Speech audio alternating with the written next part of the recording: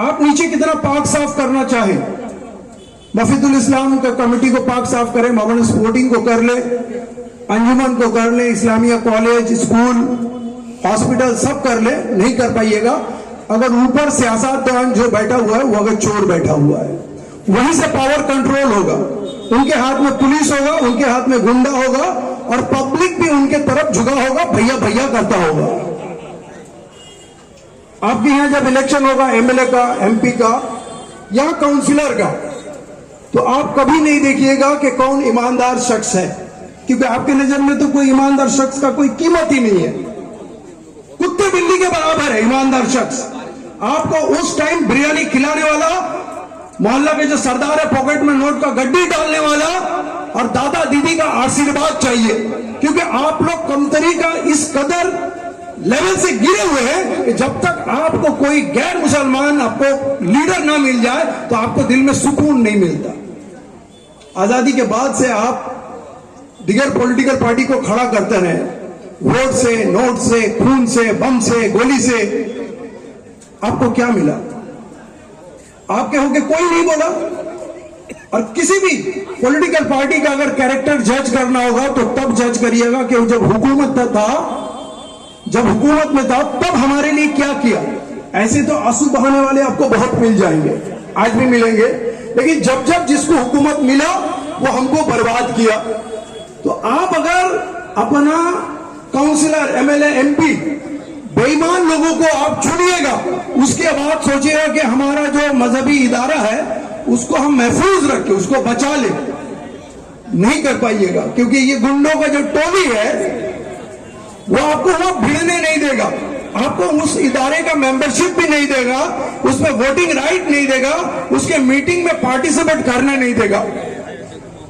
हालांकि जिस वक्त ये सारे इदारे बने थे, आज मुसलमान की तादाद बहुत ज्यादा है, उस हिसाब से तो और भी यतीम खाना बनना चाहिए था, और भी स्कूल बनना चाहिए था, और हॉस्पिटल बनना चाहिए था, लेकिन जो था उसको भी हम लोग रख नहीं पा रहे और वो अभी प्राइवेट इंस्टीट्यूट की तरह चल रहा है। अब इस्लामिया कॉलेज में चले जाइए, प्राइवेट नर्सिंग उनसे भी ज्यादा कॉस्टली है, तो ज़कात का फंड कहां जाता है? क्योंकि किसी को हिसाब देना नहीं है, आपको हिसाब चाहिए नहीं है। तो बोलना ये है, ये सारा इदारे को अगर बचाना चाहे तो पहले अपना क़यादत खड़ा कीजिए और ईमानदार लोगों का तलाश कीजिए। दुनिया के सारे ताकत से बड़ा ताकत ईमान है। दुनिया में जो हो रहा है उससे आपको पता चल रहा है। हम अफगानिस्तान को लेकर फख्र करेंगे, ईरान को लेकर फख्र करेंगे,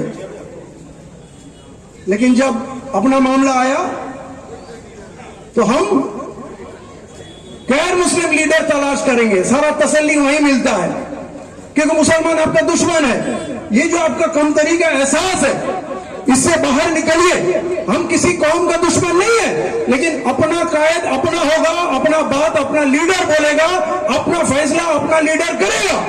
जिस दिन इसको करिएगा तो फिर लोग आपको इज्जत भी देंगे, आपको हक भी देंगे। केरला में मुस्लिम लीग है ना, उसका इज्जत भी हक है, उसे इंसाफ भी मिलता है, ताकत भी मिलता है, सब मिलता है। लेकिन हमने जिसको जिसको खड़ा किया, हुकूमत में रहते हुए हमारे लिए काम नहीं किया, और हुकूमत में गया तो हमको रातों रात छोड़ के भाग गया। तो ये सबक सीखने का टाइम है, आपके पास मौका आएगा।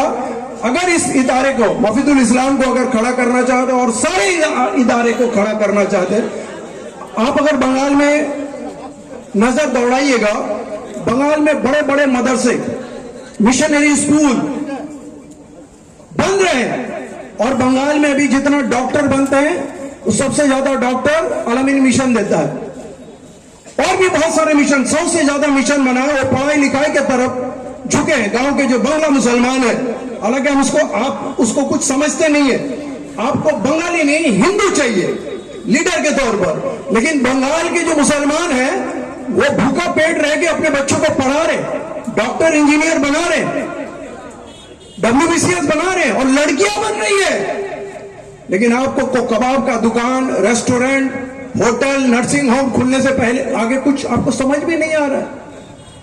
इसलिए कलकत्ता कैपिटल है, आपका जिम्मेदारी बहुत ज्यादा है, और हम बोलेंगे बंगाल के लोगों से जुड़िए,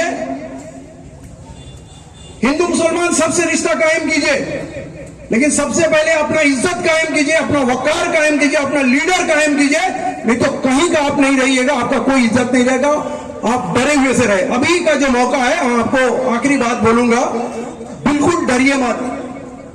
चाहे सेंट्रल में बीजेपी आ जाए, चाहे इधर में बीजेपी बड़ा कड़क बात डायलॉग दे रहा है, लेकिन आपको डरने की कोई जरूरत नहीं है, बिल्कुल ही डरने की जरूरत नहीं। इससे बड़ा बड़ा दुश्मन आए चले गए, सबका सामना हम लोग कर लेंगे, डरने का बिल्कुल जरूरत नहीं है। बंगाल बहुत मजबूत है और बंगाल के हिंदू मुस्लिम सभी बहुत मजबूत है, कोई भी गलत बात को ज्यादा दिन तक बर्दाश्त नहीं करेंगे और ना किया जाएगा।